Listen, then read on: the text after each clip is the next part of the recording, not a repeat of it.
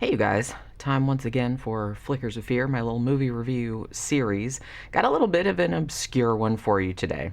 Now, I have to tell you, I honestly have no idea why this particular 1989 film, Cameron's Closet, or at least like the title of it and sort of like the cover image, kind of stuck with me like after all these years.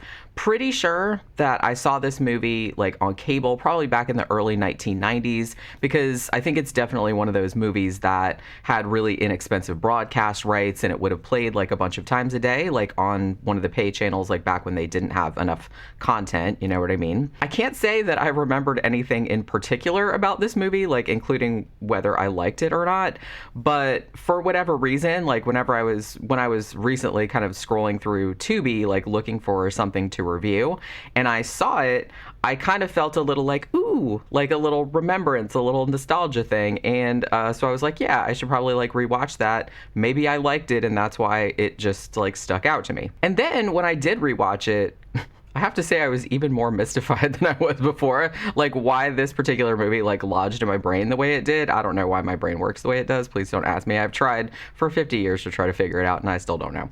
The same thing, incidentally, like happened to me with that 1977 movie, Kathy's Curse, which I think I reviewed like on this series like probably like last year sometime. It was another one that I just like remembered. I was like, ooh, I remember the cover and I remember the title. And then I watched it and I'm like, why the fuck did I remember that? I don't really know. I mean, not that Cameron's Closet is a bad movie, really. It's really not. It's not great, but it's not bad. I mean, it's cheesy and it, you know, certainly has its weaknesses, but it's really no worse, but it's also no more distinctive than, you know, any number of other late 1980s low budget targeted toward the home video market kind of movies. It had some decent gore in it and some, you know, entertaining and like over the top kills, had some pretty solid acting from some of the people, and, you know, kind of an interesting story. Had some like big horror stalwarts, you know, like working behind the scenes.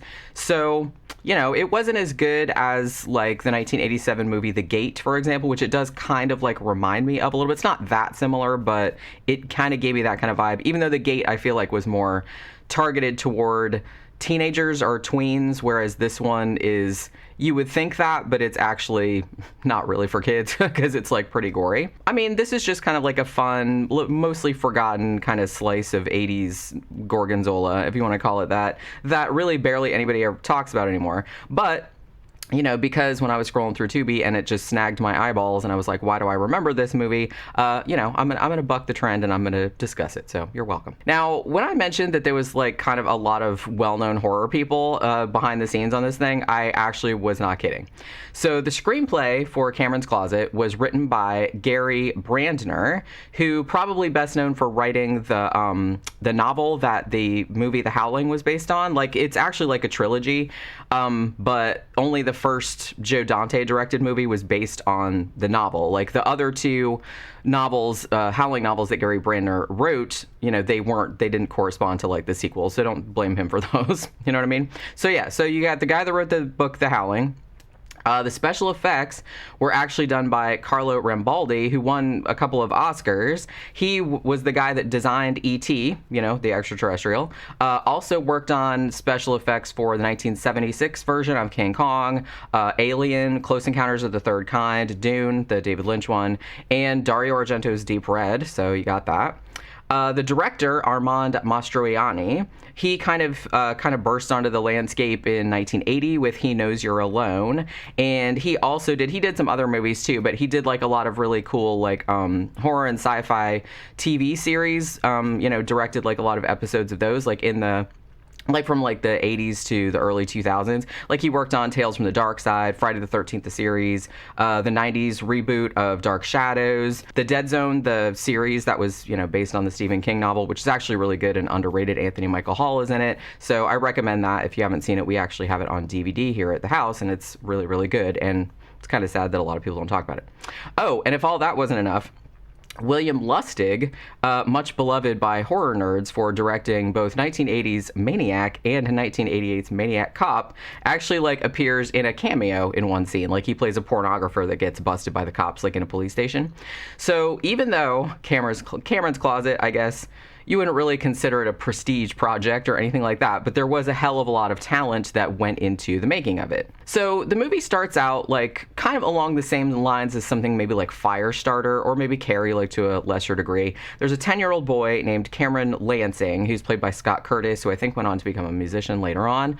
And he has like a very pronounced like psychokinetic powers, right? His single dad, Owen, is actually played by the 50s and 60s heartthrob Tab Hunter, who he's been in like a million movies. Yeah, look at his IMDb page. I actually remember him as the I know this is gonna sound funny, but I actually remember him from Grease 2 for being the teacher where they do the reproduction song. I don't know why I remember him from that, because he's been in a fuck ton of other stuff, but I remember him from that.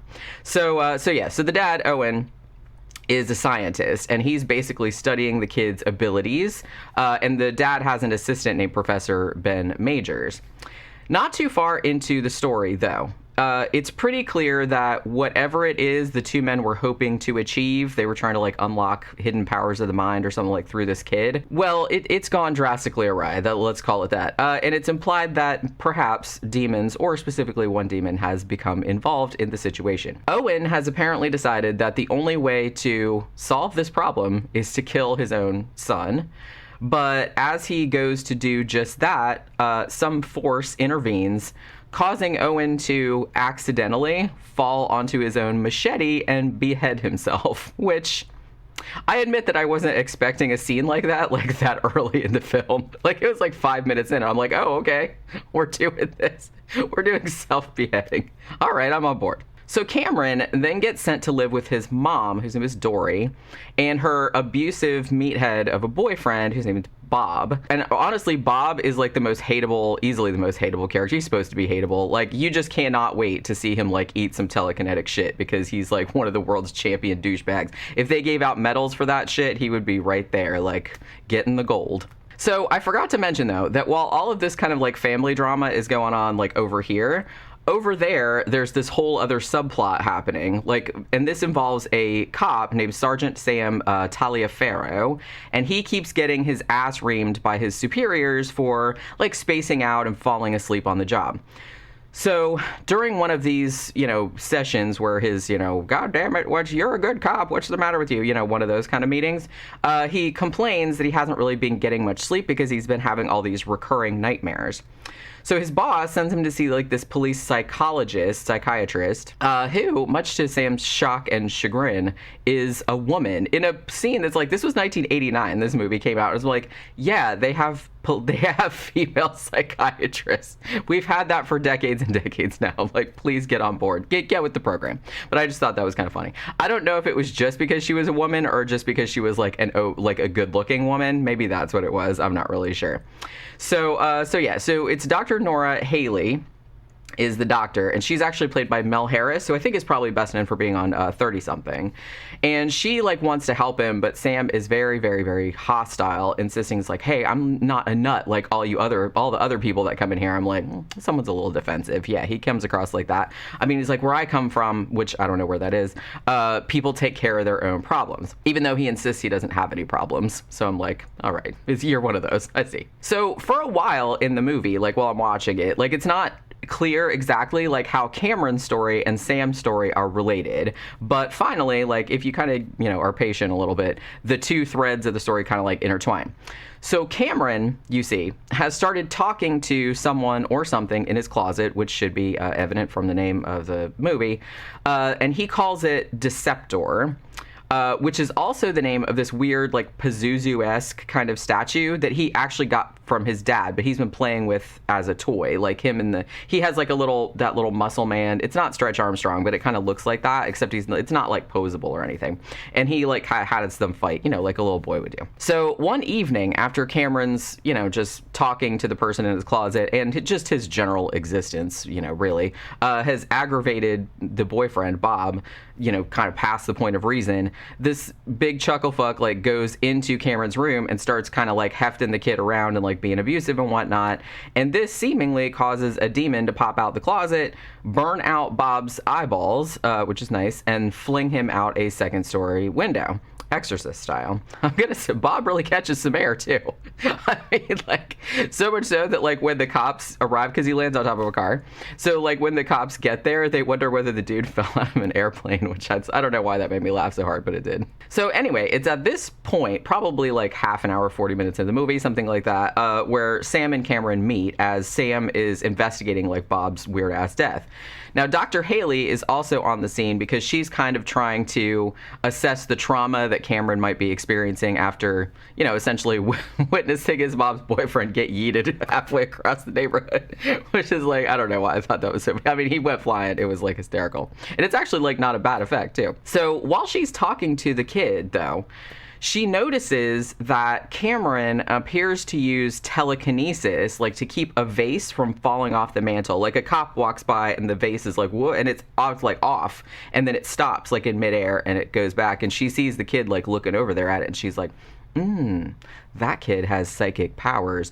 I mean, she's right, but it's like, I was like, she's a psychiatrist, so you would think that immediately, she wouldn't jump immediately to that, but whatever, it's the 80s, and they were just like, oh, okay. Cool, you have telekinetic powers. All right, so let's drill down on that. So as the story goes on, like Cameron starts to develop kind of a rapport, like a relationship with Sam, as he's now like completely without a father figure because he's 0 for 2 at this point or whatever, because it's like they're both dead. But the two candidates that he had before were not really any great shakes, poor kid. So you know what I mean? He needs a dad, and this guy's like there. It's actually implied that Cameron was the one that was sending Sam like all those dreams, I guess unconsciously, like in some way, like asking for help. Sam also starts to become a little bit, squishy, a little bit enamored toward Dr. Haley. Unfortunately, though, things aren't all rainbows and unicorn farts and whatnot, as the demon, which has attached itself to Cameron, I guess, it's eventually identified as like a Mayan entity called Giallo, the essence of evil. He's kind of still fucking shit up, killing pretty much everybody around the kid in, creative ways, and even threatening to chuck Cameron himself into the blades of a supernaturally speedy ceiling fan, so there's that. There's another whole thing about the demon disguising itself as like the zombified versions of people it's already killed in order to like fool people into doing things, like in order to fool Sam into like killing the kid and shit like that. I guess that's why the kid started out calling him Deceptor, kind of like a Transformers kind of reference, or you know what I mean, whatever it is. The thing about it though is that I kind of feel like the mythology of the demon was a little bit muddled, because I was like, well wait, it's like, I thought they said, and admittedly, maybe I wasn't like paying super close attention, but I thought they said that it's like, oh, well, the demon can't kill the kid because the demon is like the kid is like the demon's conduit, like into this dimension or whatever. But then like the demon does try to kill the kid, and then it tries to like fool Sam and like other people into killing the kid too, because it was trying to get the dad to kill the kid at the beginning, like with the machete, but then it saved it. I don't really know. It's like it's very confusing, and I'm not really sure like what the demon's endgame was exactly, but whatever. Happily, it all works out in the end. Cameron uses his awesome powers and optical effects and things like that to send Giallo back to the hell from whence he emerged.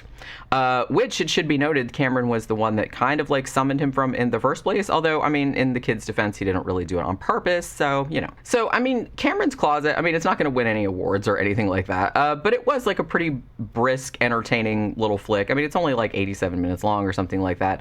I don't know if I'd recommend it to anybody that didn't see it back in the day, because I feel like you probably like this one better if you had some of that kind of like nostalgia factor happening. Like, I don't think it's a good movie like on its own.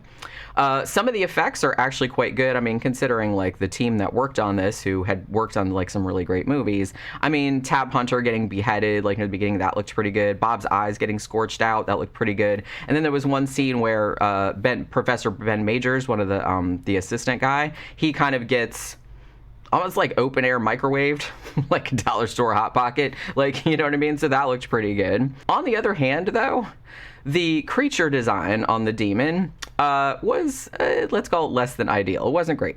I'm going to give the effects team the benefit of the doubt on that one, though, and assume that maybe they ran out of time and or money, because it really looks kind of like cheesy, and I think they kind of like show it a little too much so you can see like how cheap it looks, which is kind of unfortunate. Now, this movie actually did get a very limited theatrical release, believe it or not.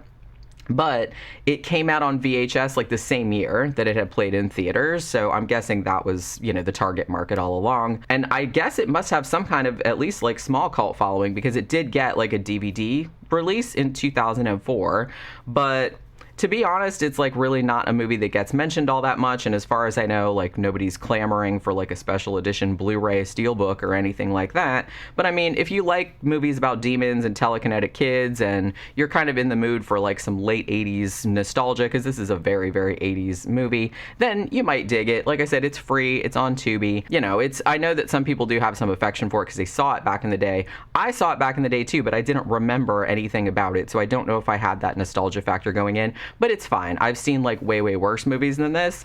But you know, I've seen way better ones too. So that's the thing. So it's up to you. Like if you want to watch it, or if it sounds interesting, or if it sounds cool, then check it out. It's free. And tell me what you thought about it in the comments, or even if you had ever even heard of it, because I feel like a lot of people have it.